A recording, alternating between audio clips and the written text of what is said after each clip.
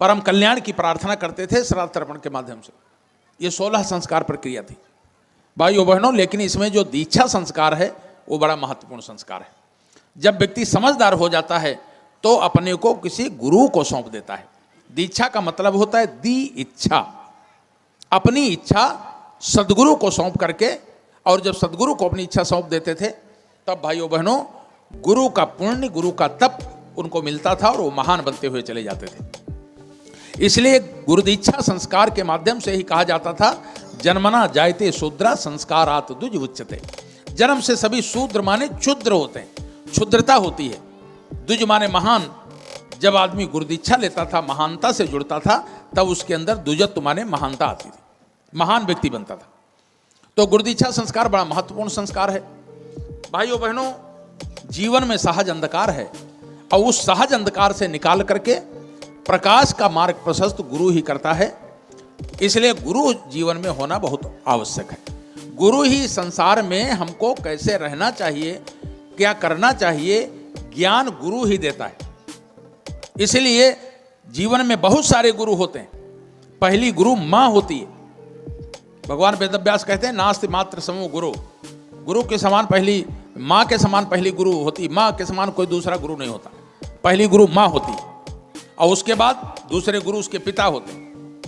तीसरे गुरु स्कूल में शिक्षक होते हैं ताकि ज्ञान मिले उसको, क्योंकि संसार में बिना गुरु के आगे बढ़ना, विद्या प्राप्त करना संभव नहीं है। इसलिए गुरु होना बहुत आवश्यक है भाइयों बहनों। कहते हैं कि एक बार एक शराबी बहुत शराब पीता था। एक दिन वो बगल वाले गांव में शराब पीने गया। इतनी शराब पिया कि रात के 11 बज गए। शराब का नशा इतना चढ़ गया कि कुछ दिखाई नहीं पड़ रहा था। रात के 11 साढ़े 11 बज गए। किसी तरह गिरते पड़ते अपने गांव में पहुंचा। गांव में पहुंचा, नशा बहुत ज़्यादा था, दिखाई नहीं पड़ रहा था। अपने घर के दरवाजे पर गया तो उसकी बूढ़ी माँ दरवाजे पर खड़ी थी। उसने माताजी को देखा और माताजी से कहा, माताजी मैंने आज बहुत पी लिया है, मुझे दिखाई नहीं पड़ रहा, बहुत नशा चढ़ गया, मुझे मेरे घर का पता बता दीजिए, मैं अपने घर जाना चाहता हूँ, मेरा नशा बहुत चढ़ा हुआ है। तो माताजी ने कहा, बेटा आजा, अपना ही घर है। लेकिन उसे विश्वास नहीं हो रहा था। नहीं माताजी मेरा घर नहीं, मुझे अपना घर बता दीजिए, मैंने ज़्यादा पी लिया है, बहुत नशा चढ़ा हुआ है। भाइयों बहनों, वो माताजी से बात ही कर रहा था, तब तक एक बैलगाड़ी लेकर के एक वृद्ध वहाँ से गुजरे, उसी गली से। वृद्ध ने उनकी बात सुनी तो वृद्ध ने कहा, बेटा आजा, मेरी बैलगाड़ी में बैठ जा, मैं तुझे तेरे घर पहुँचा देता हूँ। वो शराबी उस वृद्ध की बैलगाड़ी में बैठ गया। वृद्ध ने बैलगाड़ी गांव में घुमाई और उधर से घुमा करके फिर लाए उसी के दरवाजे पर खड़ा कर दिया। बोले, बेटा जा, तेरा घर आ गया। वो शराबी उतरा, देखा माँ उसकी फिर भी खड़ी थी।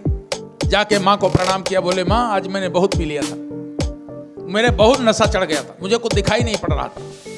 अगर ये बैलगाड़ी वाले गुरुजी नहीं मिल गए होते तो आज मुझे अपना घर भी नहीं मिलता। तो गुरु क्या करता है, हमको अपने असली घर तक पहुंचाता है। ये संसार क्या है भाइयों बहनों, ये संसार सराय है। हम तो यहाँ पर राहगीर हैं, पथिक हैं, कुछ दिन का डेरा है, लेकिन हमारा असली घर कहीं और है। जीवात्मा का लक्ष्य परम लक्ष्य को प्राप्त करना, परमात्मा की प्राप्ति करना, और परमात्मा की ओर उन्मुख गुरु ही करता है। इसलिए गुरु का होना बहुत आवश्यक है भाइयों बहनों। जिनको गुरु मिले वे महान बन गए। ऐसे कितने उदाहरण हैं कि गुरु पाकर के उनके जीवन में श्रेष्ठता आती हुई चली गई। साधारण सा एक बालक जिसका नाम था नरेंद्र नाथ, एमए की पढ़ाई कर रहा था। तो उसके कॉलेज में एक दिन एक बाबा जी आए, उनका प्रवचन हुआ। बाबा जी के प्रवचन से पहले वो बालक गीत गाता था, गीत गा करके सुनाया। बाबा जी प्रवचन करने के बाद जब जाने लगे तो उस बालक को बुलाया, बोला, बालक इधर आना, क्या नाम है? बोले, नरेंद्र। बोले, बहुत अच्छा गाता है, कभी शहर में आना तो मेरा वहाँ आश्रम है, मंदिर है, वहाँ आना जरूर मिलने के लिए। बोले, ठीक है बाबा जी। बाबा जी चले गए। उसने एमए की पढ़ाई पूरी की।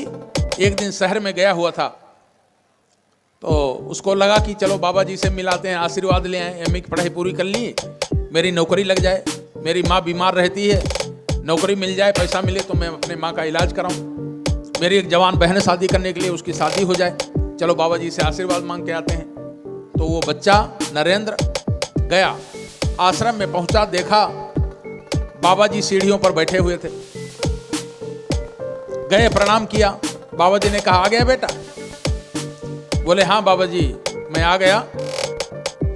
बाबा जी मैंने एमए की पढ़ाई पूरी कर ली है, आप आशीर्वाद दीजिए मेरी नौकरी लग जाए। मेरी माँ बीमार रहती है, कुछ पैसा मिले तो मैं उनका इलाज करा लूँ।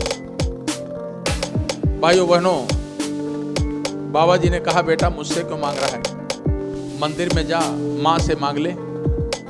वो नरेंद्र बालक मंदिर में गया, मूर्ति के सामने खड़ा हुआ। तो जैसे मूर्ति के सामने खड़ा हुआ तो अपनी बात करना भूल गया। मूर्ति के सामने जाकर के कहा हे माँ मुझे शक्ति दो, भक्ति दो, वैराग्य दो। लौट करके आए, बाबा जी ने पूछा बेटा मांग लिया? बोले ये क्या मैं तो अपनी बात भूल गया। तो बोले जा बेटा फिर से मांग ले। फिर गया मंदिर में, मूर्ति के सामने जैसे खड़ा हुआ फिर वही बात दोहराया, माँ मुझे शक्ति दो, भक्ति दो, वैराग्य दो। लौट करके आया, बच्चा झल्ला गया। बाबा जी क्या कमाल, आपको जादूगर हैं क्या? मैं अंदर जैसे जाता हूँ अपनी बात ही भूल जाता हूँ। बाबा जी ने उसके सिर पर हाथ रखा तो उसको मूर्छा सी आ गई, नींद सी लग गई। थोड़ी देर बाद उसने आंखें खोली।